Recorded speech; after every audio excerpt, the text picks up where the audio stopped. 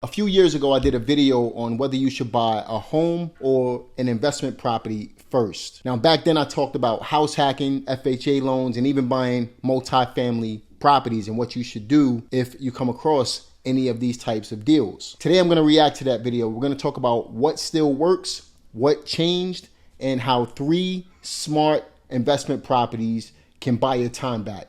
Now, if you don't know me, my name is Jamel Gibbs. I've been in the real estate industry since 2002. I've done more deals than I can count. Everything from wholesaling to fix and flip to buying rental properties to creative finance to land investing and everything in between. I've even taught thousands of beginning real estate entrepreneurs how to create financial freedom in their lives as well. And in this video, what I want to do is break down some advice that I've given in a video that I shot just a few years ago. And I also want to introduce you to what I now call the 3-door wealth plan, a realistic path to replace part of your current income so that you can create more time and freedom for you and your family, while also building long-term stability. Now, one of the best ways to get some of your time back is to create automation. The best way to do that is through software platforms.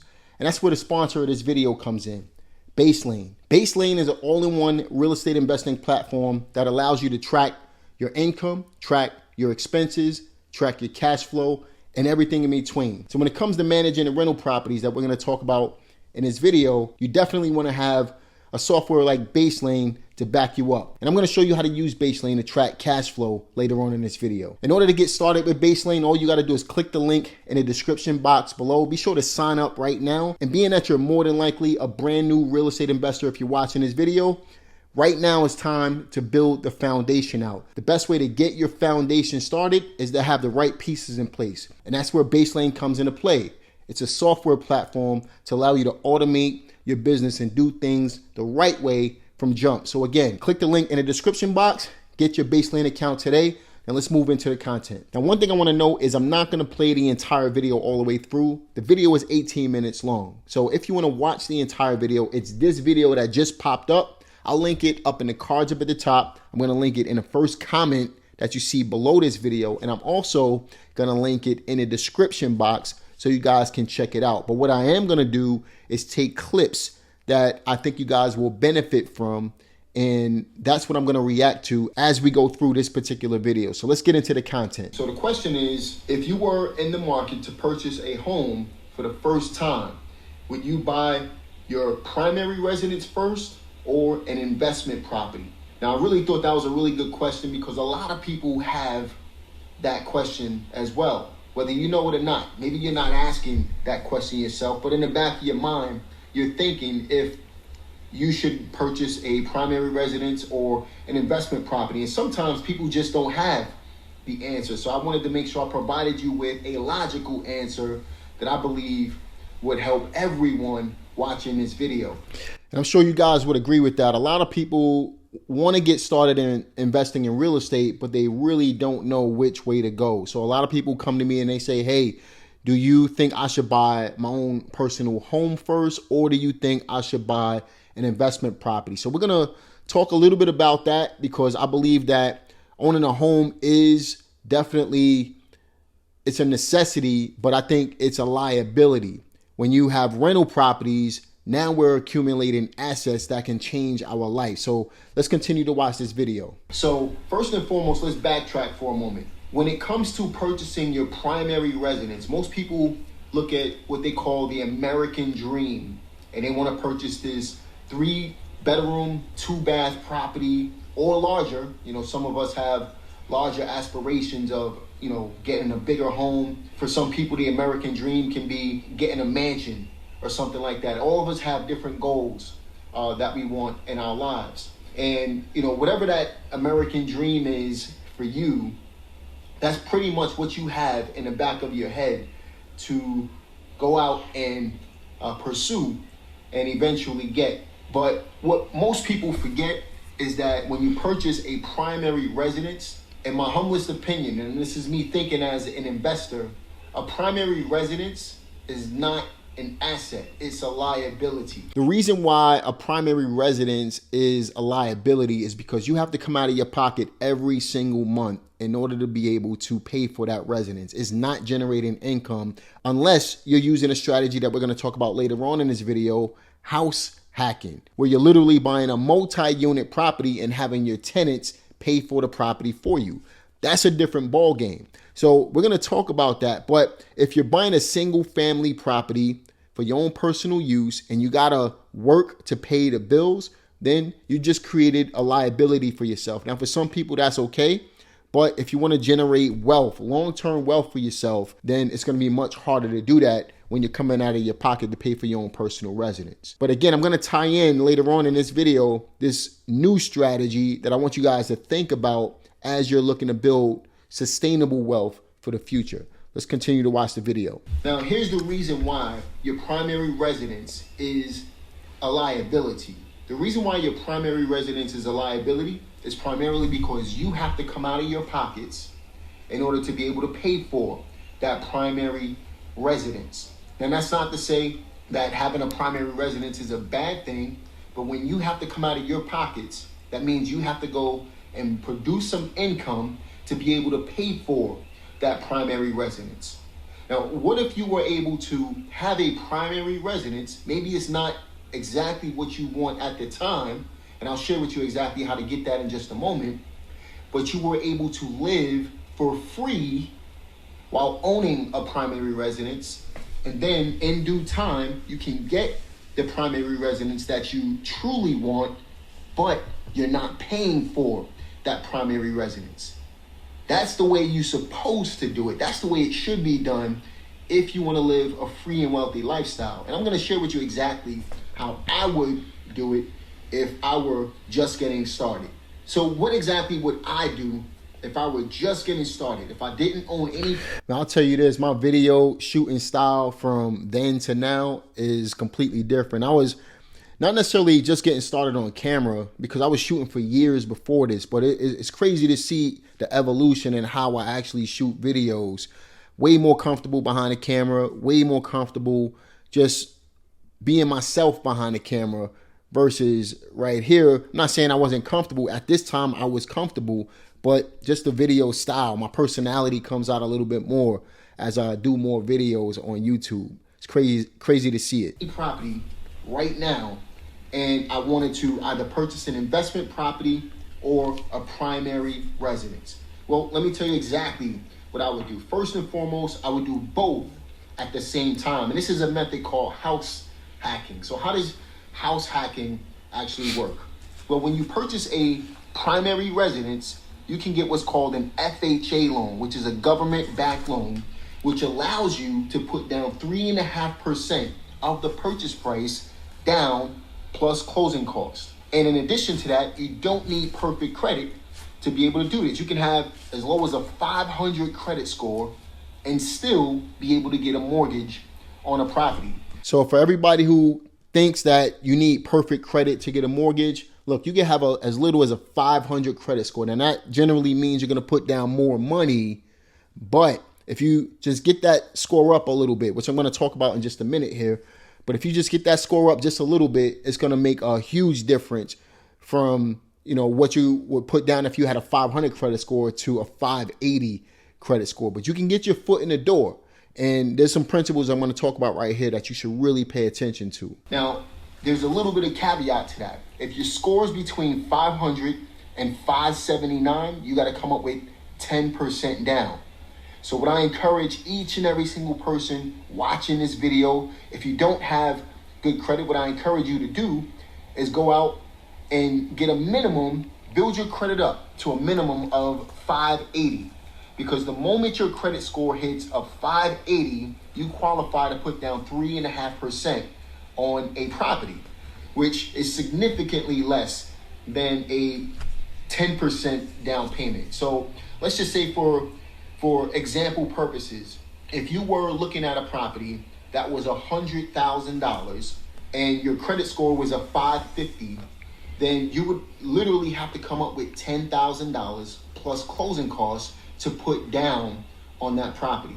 But if you just raise your score up from a 550 to a 580, which is only 30 points, that's literally the difference between putting down $10,000 and $3,500 on your first property, which is a $6,500 difference. That's $6,500 that you can keep in your pockets, obviously plus closing costs. So really you're gonna be investing somewhere in the neighborhood of $45,000 to $5,000 to purchase your first home versus, $10,000 to $12,000.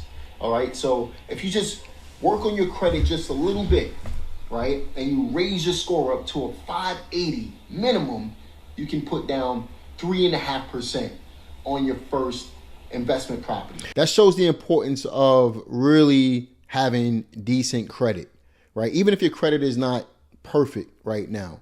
If you're below a 580, literally a 579, and you wanted to get a mortgage on a house, it's going to cost you a whole lot more money than if you just raise your credit score 1 point to a 580. We just talked about the difference.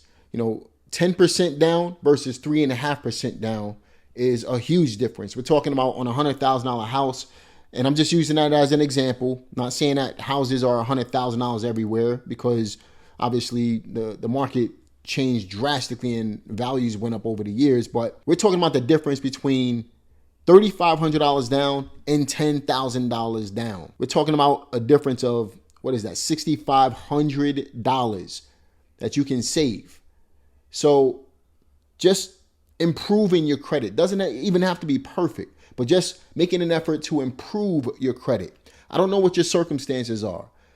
I've been there where I had to improve my credit back in the day, right? I've been there where I'm building a business and my income is being drained and I'm putting everything I have into the business in order to be able to grow the business and then finding stability once I actually start making money.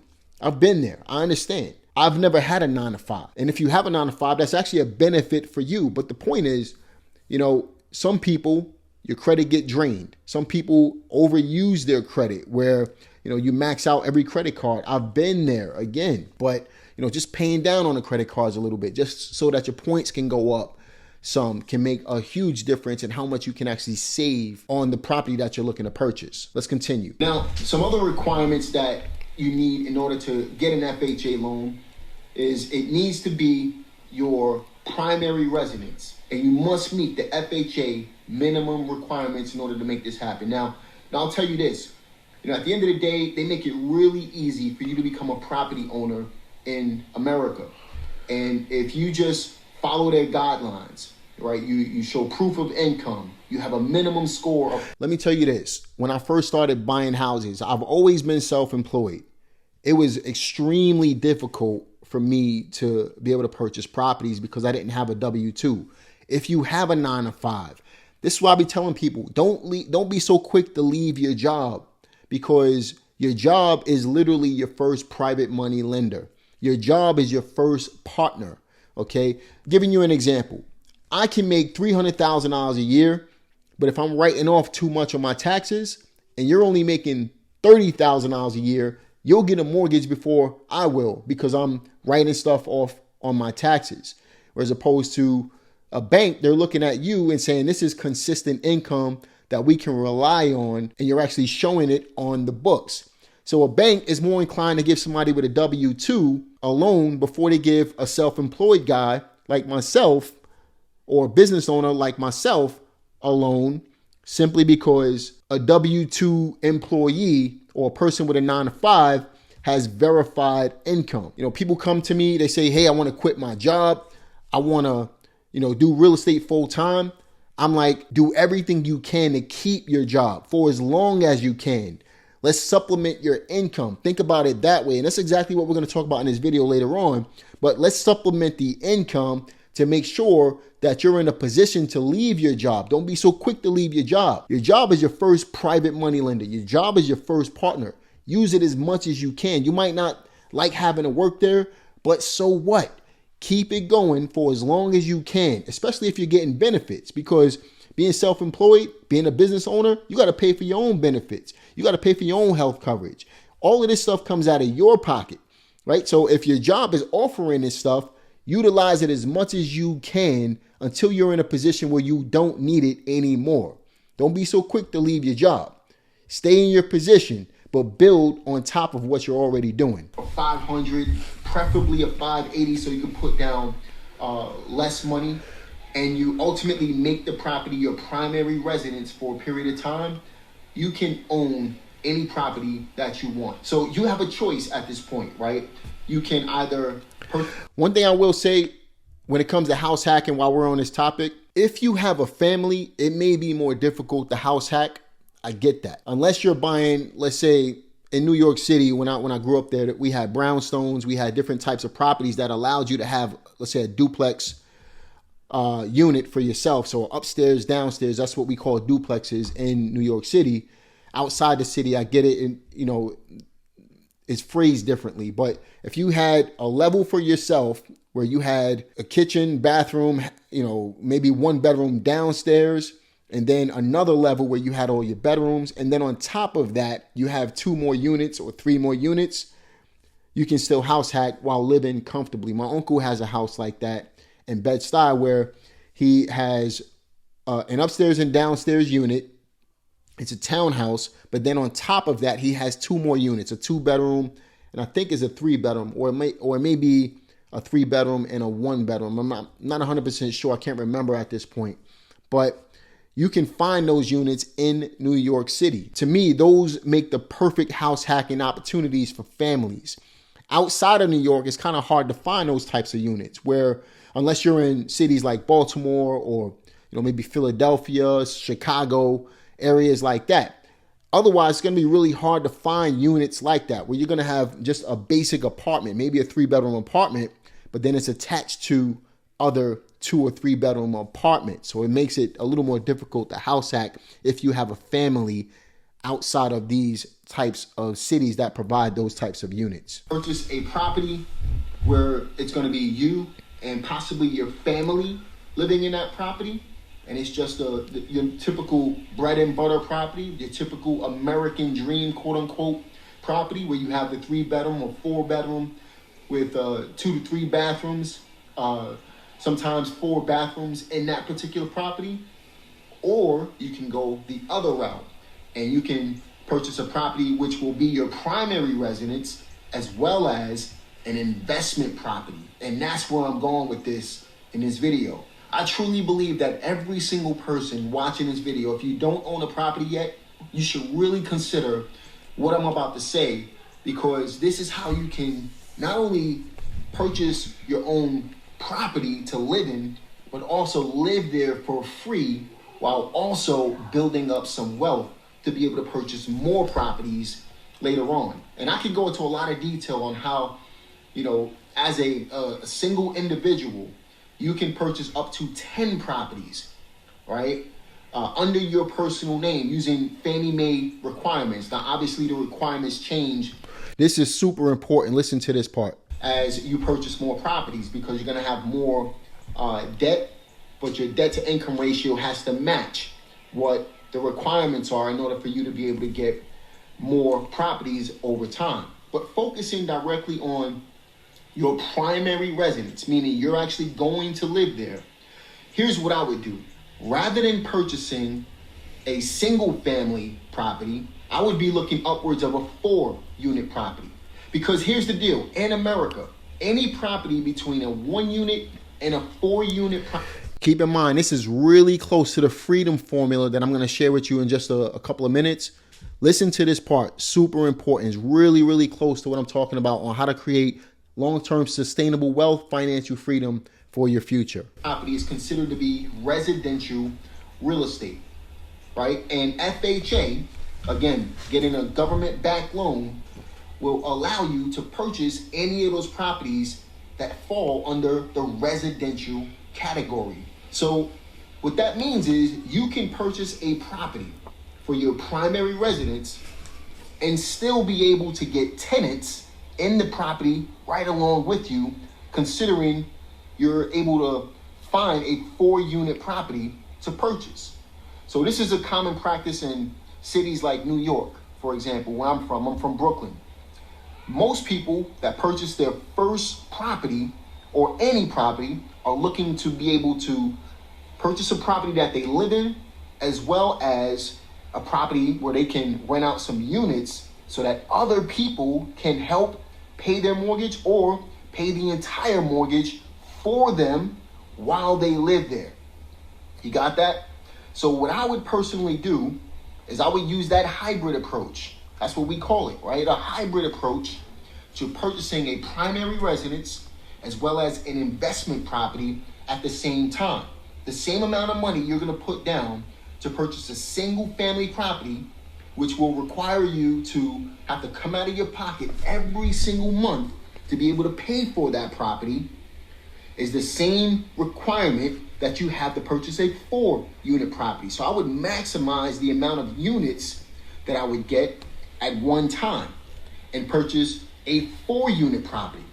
Then I can rent 3 of those units out. And obviously, if you have more bedrooms. This ties directly into what I was just sharing with you guys, the way my uncle did it and the way people in cities like New York and Chicago and other areas do it as well. Now, I'm going to share a strategy with you that whether you're in New York or any of these other cities or outside of those cities, where you can use the same exact formula, just with a small twist, to be able to create a freedom formula for yourself. Stay tuned. Each unit, the more rent you can get for the property. All right, so look for properties with more bedrooms, more space, so that you can get more money for each unit. Then you live in one of the units, whether it's a regular apartment or it can be a duplex, right? There's places that will build you a duplex, and then you have 3 regular apartments. My uncle owns one of those in Bed-Stuy, Brooklyn, right? He owns a duplex, and then the other apartments are regular, 2, 3, and 1-bedroom apartments. So what you do, you live in the larger unit where you have the space, the duplex, you have the place where you need to live. You have what you want. But since you're renting out the other units, you're living in your place rent-free or close to rent-free. I would actually work the numbers so that I would live there and not have to come out of my pockets with it. And then what you do is after a short period of time, a year, maybe 2 years, maybe even 3 years, you take some of the equity that you built in that property, you refinance, because within that 1 to 3 year time frame, you're looking to boost your credit score up, continue to pay your bills on time, do what you need to do to save some money, don't go out splurging, right? Then you take some of that equity, some of your savings, and you go and purchase another 4-unit property. So I'm giving you some life lessons in this part, but still valid information that I believe if you implement this, it's definitely going to change the game for you. A lot of us like to spend money and we don't look at what we should be investing, and we want to get started building real wealth, but we're just not showing the discipline needed in order to be able to get it done. I was guilty of this when I was young as well, but you got to do what you got to do. You got to really monitor where your finances are going and start investing your money and building something that you can leave behind, or building something that will allow you to live a comfortable life later on, or even right now as well. You can do this 10 times under your personal name. So what that means is if you start off with a 4-unit property, right, you can then do that 10 more times. So rather than purchasing single family houses for investments, you can purchase multi-unit properties, 4-unit properties. Do that 10 times, and you just bought yourself 40 units, 40 apartments that will pay you cash flow and pay for your properties every single month. Now, that's not including if you're married, if you have a spouse. So, for example, my wife and I, if I were to go out today and just getting started, and I purchased a 4-unit property, and I did that 10 times over a certain amount of time, let's say 5 years, I now own 40 units. But because I'm not putting my wife on those mortgages and burning mortgages, that's what we call it, you're burning mortgages when you add you and your spouse to an investment property because you're limiting yourself from being able to get more units. If I don't burn those mortgages by adding my wife to the mortgages, guess what? Now she can go out and get 40 units within a period of time. So now, instead of owning 40 units collectively, meaning we're doing it together, we now own 80 units. And then we have all of this equity and all of these properties. We have all of this cash flow coming in. And guess what we're able to do at that point? Take some more of that cash flow and go and start buying more properties through portfolio loans or blanket loans, and allowing ourselves to continue building our rental portfolio, literally becoming multi-millionaires in due time. I'm going to stop the video right there, but what I go on to say and what I encourage you to do is watch this video in detail. Again, I'm going to link it up at the top, down in the description, down in the comments. I showed you what the video was to the side a little while ago. You have access to it. Make sure you watch this video. I think it's super important. It's a timeless video. And as long as we have FHA, as long as we have these means to buy real estate, I believe this is a great strategy to not only buy your first property, but also to build a portfolio. Now, let's be honest. Again, especially outside of these major areas that we've spoken about, most people are not able to buy multi-unit properties for house hacking. So what do you do in a case like that? Well, you got to start where you are. If your market only supports, let's say, single family properties, you got to go for multiple properties at a time. You may have to start by buying a single family property, but the idea behind buying that single family property is to stay in it for 12 months, then move out, use the equity from that one, or stay in it for 2 years and then move out. But the idea behind buying that single family property with just 3.5% down using FHA is to build equity in that property. So whether it takes 1, 2, or even 3 years to get enough equity, then you can move out, you can pull the equity and then use that for your second property. And you can do the same thing on a second property and a third property. But the second property, you want to switch up how you do things. We'll talk about that in just a moment. So let's just say you're in a market where you need to focus on single family properties. Multi-units are harder to get. What do? Well, again, you're going to pay rent living somewhere anyway.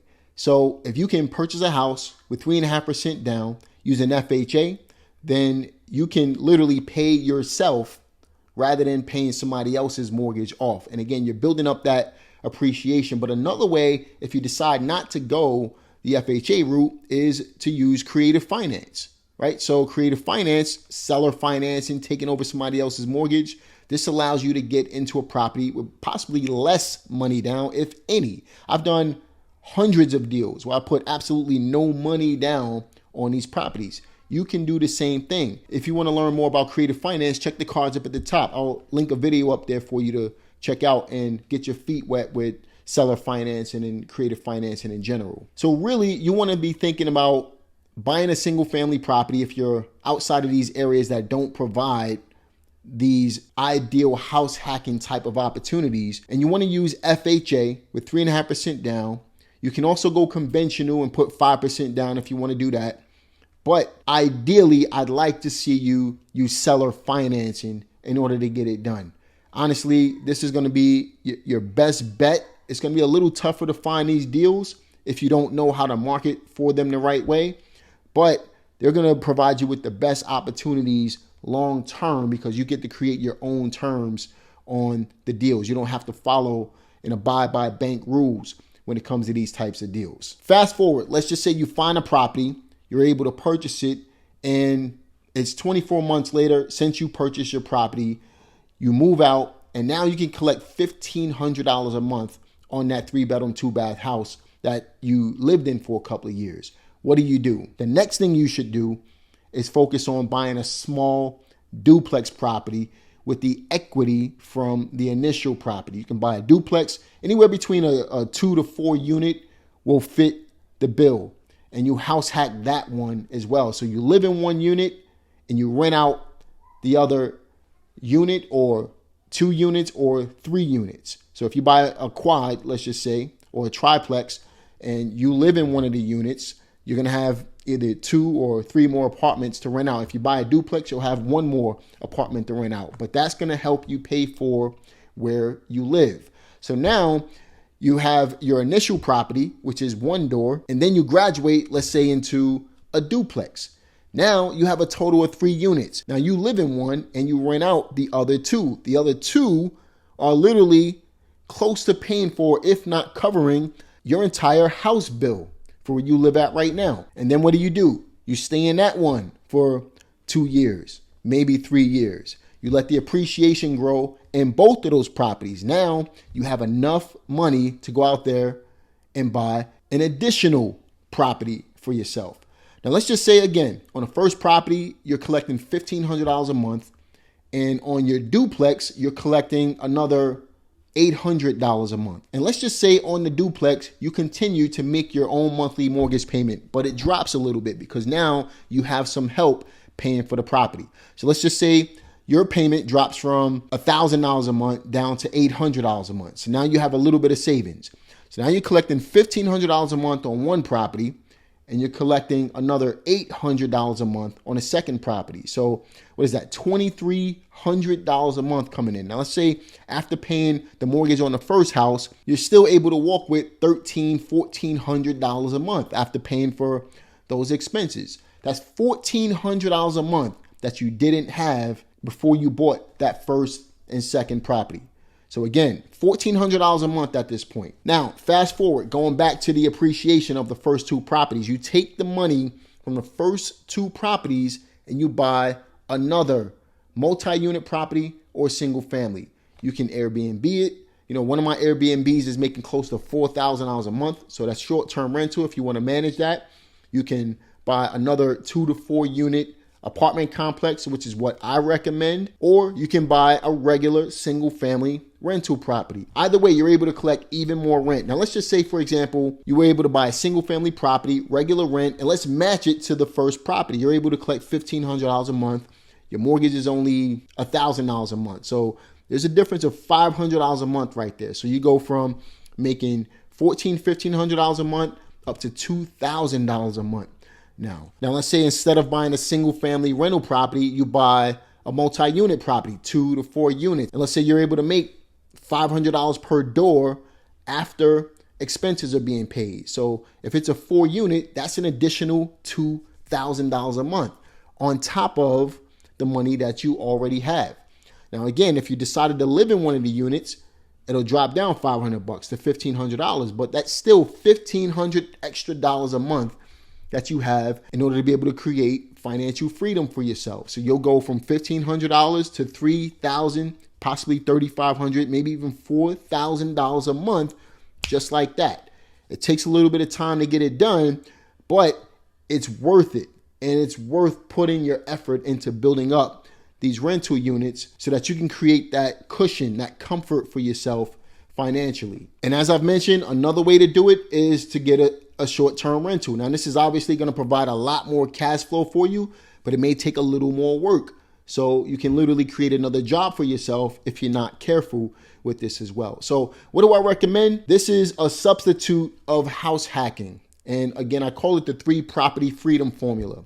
This is where you buy a single family property, you live in it for a year or 2, and then you pull the equity from that property to buy a multi-unit property, 2 to 4 units. You live in that property for 2 to 3 years, and then you pull the equity from both of those first 2 properties to buy your third property. Now you have 3 properties, and obviously the more doors you get per property, up to 4 units each, because it's easier to get those loans. The more doors you have, the more cash flow you create for yourself when it comes to your real estate investing endeavors. To me, this is the easiest way, whether you're just getting started and you want to create, let's say, a 5-year, 6-year plan. This is the easiest way to do it. Again, if you focus on FHA loans or focus on conventional loans, you can definitely make this happen. If you get really good with creative financing, seller financing, subject twos, things like that, you can do it a lot quicker than what you think, because you won't have to live in the property for a certain period of time. You can actually get this done in 12 to 24 months if you focused on creative finance rather than government-backed loans. But that is entirely up to you in your comfort zone. Now, once you start making some money from these properties, again, that's where the sponsor of this video, Baselane, comes into play. Let me show you what I'm talking about. All right, so one of the things I like about Baselane is it not only collects the rent for you on autopilot, but it also allows you to do your books within the software. So it makes doing your taxes a lot easier at the end of the year. So let's just say you wanted to automate your rent collection process, your tenant screening process, and all of that stuff that goes into making sure that your property is managed the right way. All you got to do is add a property. And then once you add your property, you can screen your tenants. And then once you screen your tenants, you have lease agreements and everything that you need in order to be able to get the tenant into the property with all of the right paperwork. You have rent collection as well as the tenant. So if we click on properties to add a property, all you got to do is click on add property and add the property details right there. Once you add the property details, you go ahead and create your property profile. Now, I created a sample property profile for you. You can see what it looks like right here. And if you wanted to add the financial details of the property, meaning the purchase price, purchase date, closing costs, all of that stuff into the property, so it's on record and easier to do your books, you can add all of that stuff right here as well. Now, again, once you add a property, you have to fill the property up in order to be able to start making money on it. And that's where tenant screening comes into play. So once you click on tenant screening, you can download a sample report to see what it actually looks like, but you can click on setup screening and then add the property that you want to rent out. And let's just say you want to add the amount of the property. And if it's under an LLC, then you add your LLC name right here as well. Click on next. And then once you click on next, all you're going to do is go through the process of getting the tenant dashboard set up so that they can have their own dashboard and then ultimately allow you to do a proper screening on them before they move into your property. Then Baselane will go ahead and collect the deposit. They'll also collect the first month's rent, whatever parameters you put into the software. And then at the beginning of each month, they'll go ahead and collect the rent from the tenant's bank account automatically and disperse them into your account automatically. All done on autopilot while keeping your books intact as well. So again, you got the lease agreements, rent collection, you get a list of your tenants in one place. It's an all-in-one platform along with a lot of other features. I even use this in my account with Airbnbs and things like that as well. So as you can see, Baselane will allow you to collect rents and it'll track all your expenses. So that way you know exactly what you're making from each property that you purchase on a monthly basis. All right, so just to recap, what you really want to focus on, especially if you're outside of these major cities, or even if you're inside of these major cities, focus on getting your first property. Most of us have the ability to put 3.5% down on a property using an FHA loan. You don't need perfect credit in order to be able to get it done. But on the flip side, if you can get really good at understanding and negotiating creative finance, that's going to be the major play for you to be able to grow rapidly in this business. So get your first one. Once you get the first one, build some appreciation in it. It's the easiest game plan for you. If you have a 5 or 10 year goal in real estate, it's the easiest way to do it. Build some equity in it, pull the equity out, and then focus on getting multiple units. So 2 to 4 units at a time. And on your third property, go for another 3 to 4 units and house hack each and every single one of these properties. If you do that, you can create long-term sustainable wealth for yourself. And even on your fourth property, if you decided, hey, I just want to buy another single family property, I want to get my dream home now, you can absolutely do it at that time. But this is a realistic game plan that you can stick to. And if you just focused on it, and if you weren't in a rush and you take your time building this portfolio up for yourself, it'll take care of you for the rest of your life. Let me know what you thought about this video. Be sure to like it, subscribe, click the notification bell. Also, click the links in the description box. Make sure you check out Baselane. I hope you find benefit in that as well. And if you want help in your real estate investing journey, I do have a coaching program. Be sure to go to dealprocoaching.com. I'll be happy to help you get your first or your next real estate investment property going. Again, this is Jamel Gibbs. Leave a comment in the comment section. Let me know what you thought. I'll see you guys on the next one. Take care.